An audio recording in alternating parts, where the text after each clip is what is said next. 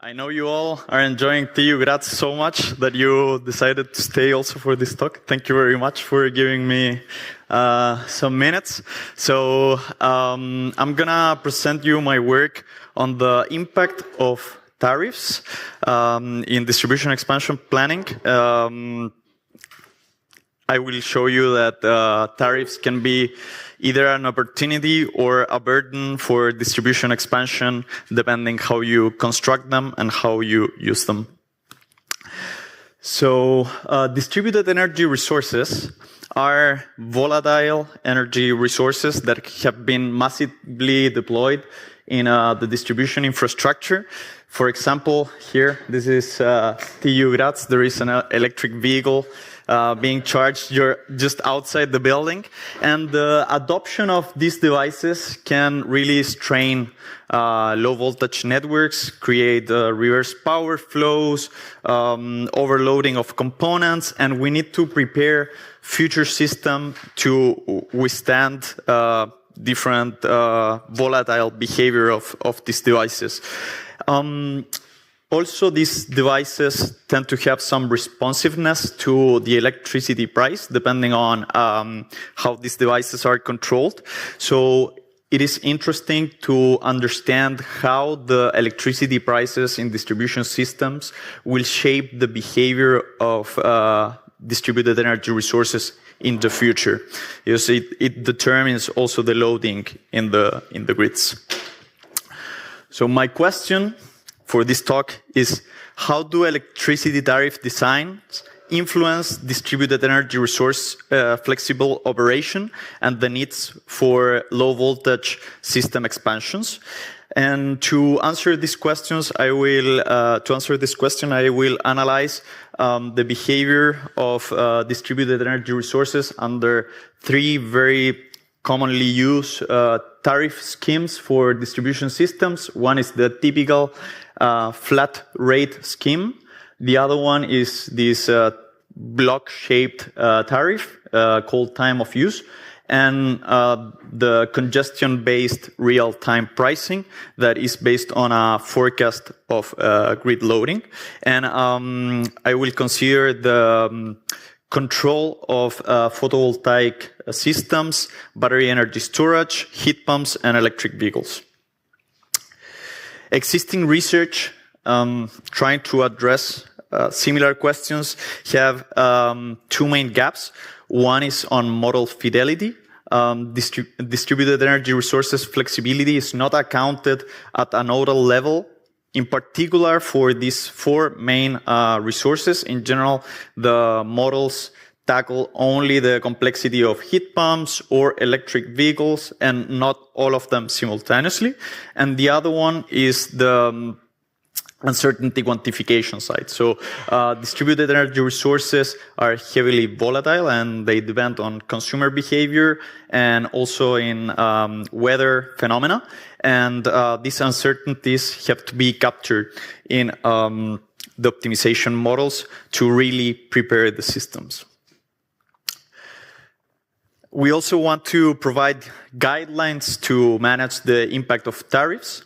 So I am interested in analyzing the impact of tariff schemes on prosumer adoption, particularly on seasonal grid loading conditions that I just remembered that I forgot to include the results in this presentation, and the need for line and transformer reinforcement. I'm gonna show you some results for the municipality of Bern. It's a beautiful tiny city in the heart of Switzerland and is perfect for our case study. So my presentation will be structured in these three blocks. I will show you how I model the operational behavior of distributed energy resources, the two-stage stochastic distribution expansion planning that is very related to what Anthony was presenting, but significantly more simple because distribution grids are tiny compared to European continental systems. And then I will show you some results of this work. So to model prosumer flexibility, I'm considering control of active power. We also have capabilities in the model to provide reactive power flexibility, but this is not rewarded by tariff structures currently. So we have disabled this faculty in the model currently, but we can do it. We also have intraday supporting battery energy storage systems, also with wiggly behavior, and we have heat pumps for controlling indoor temperature in buildings with an auto resolution, and electric vehicles that can either postpone or anticipate the charging if they are in charging sites. So, as I said, the first tariff, the static tariff, is the flat rate. You just have one price with zero responsiveness. Is the least smart tariff that you can think of, but is the most used in the world because of its simplicity. And there is a variation with 2 times.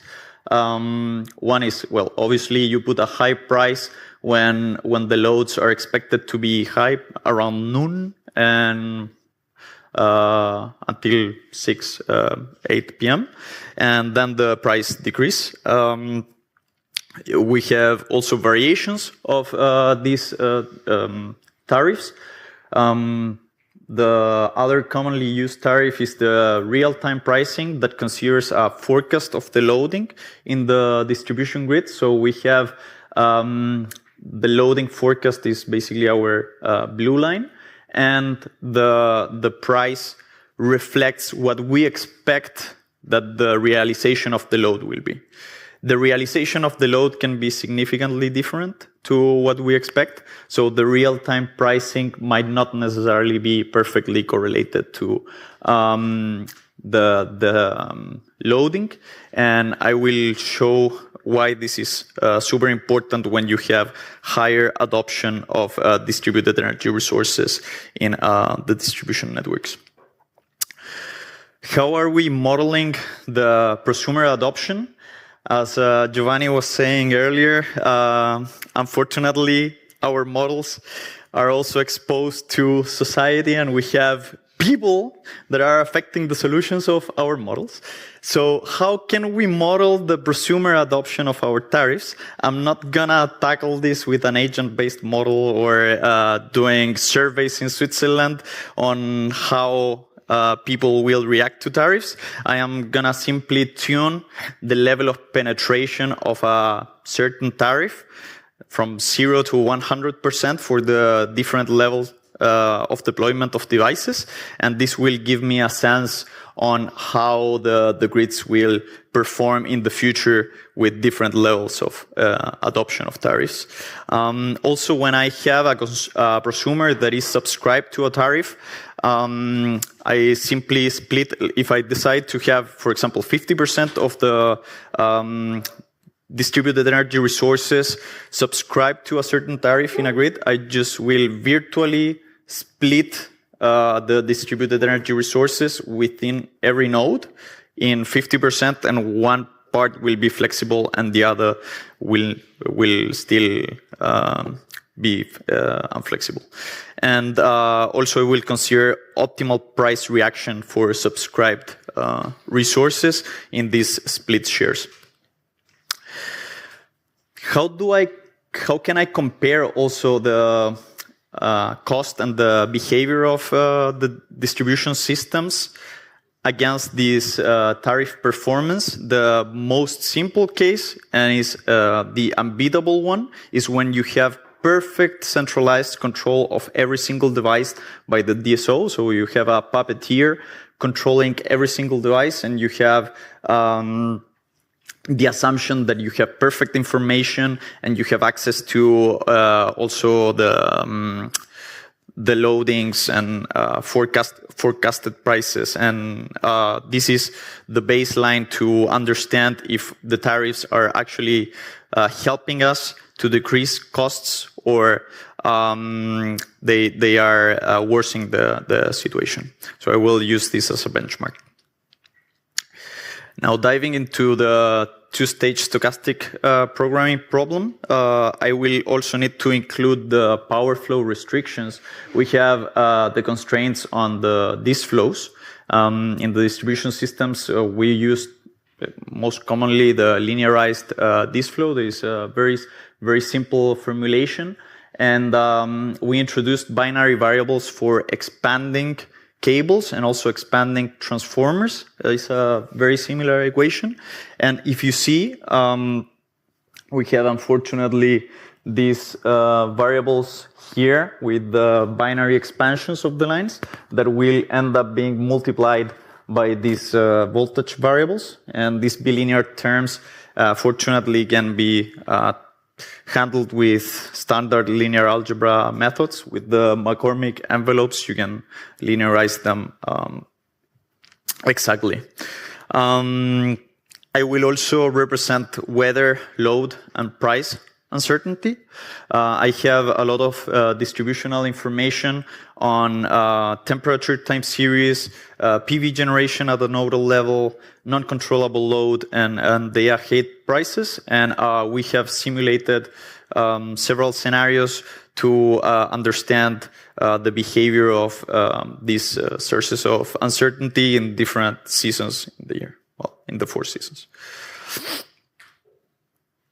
So the DSO, the grid-aware case for the grid expansion, is that basically I take this two-stage stochastic programming problem, very standard. I have the decision on line and transformer expansion, and then the expected cost over the scenarios. I can control all the distributed energy resources. I can also enforce the grid limits and also the investment decision support space. And the grid unaware case, that is the one that will give me the cost of expansion that a certain tariff will result in, is defined in a two-step basis. So one is that for each scenario, the prosumers are trying to minimize their operational costs, considering only the distributed energy resources constraints and the power flow equation. So basically the energy is preserved. And the second part will be that the DSO will have to comply with the required power flows at a nodal level, enforcing the network constraints and also enforcing the nature of the investment variables while minimizing the investment costs. So this is like response for the planning on the operational behavior of prosumers. And well, this one is a bit complicated compared to these optimization problems, because these optimization problems are simple, linear, small. This one is a bit bigger, and we solve it with Bender's decomposition, and yeah, it converges fast because it's small. Anyway,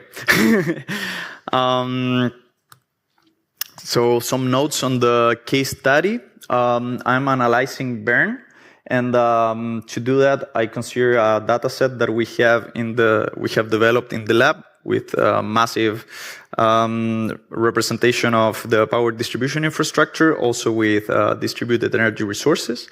And I use this to represent the behavior of the resources in burn.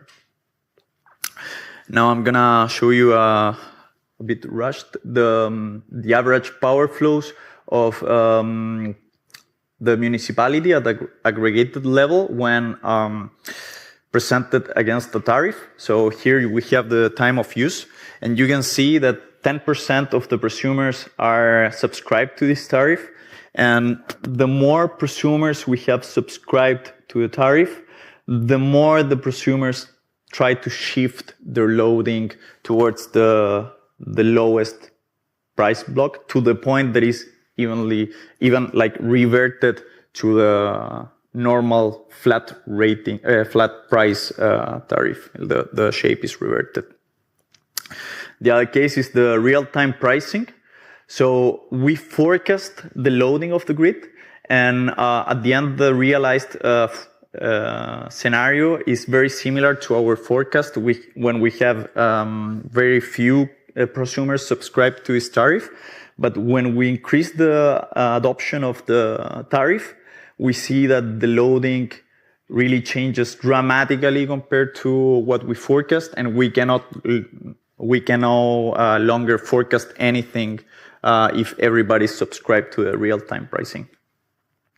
And with the DSO case, basically we have the price that the DSO is getting from the higher voltage supply, and we see that the loading is very different when the DSO can control all the devices, right? So the DSO will try to shift all the load also to the times when the price is the smallest.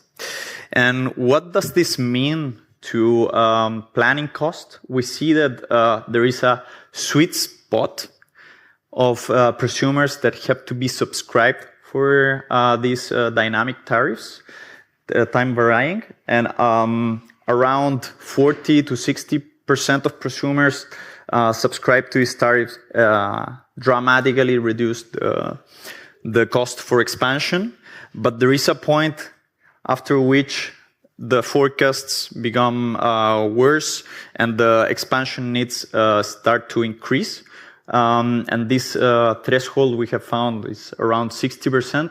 And even the real-time pricing tariff is the smartest one, can lead to worse results even than the flat tariff case.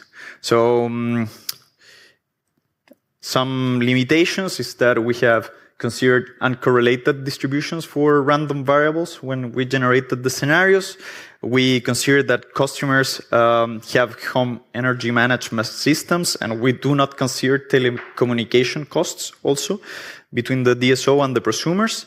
And the future work that we envision is that we want to extend the analysis to other geographical locations. We want to represent multi-stage investments and investigate other tariff frameworks. And what I want you to get out from this presentation is that even at low levels of adoption of a slightly smarter tariff design than the flat design, we can reduce significantly the expansion needs in the future in the distribution level. And also that there is a weird sweet spot of prosumer adoption for these tariffs. So at some point, it is a benefit for the expansion planning, the adoption of these dynamic tariffs, but it can also be a burden after a certain level of adoption. So if everybody accepts to subscribe to these tariffs, it might be even worse than the flat case. Thank you very much. Now I'm open to questions.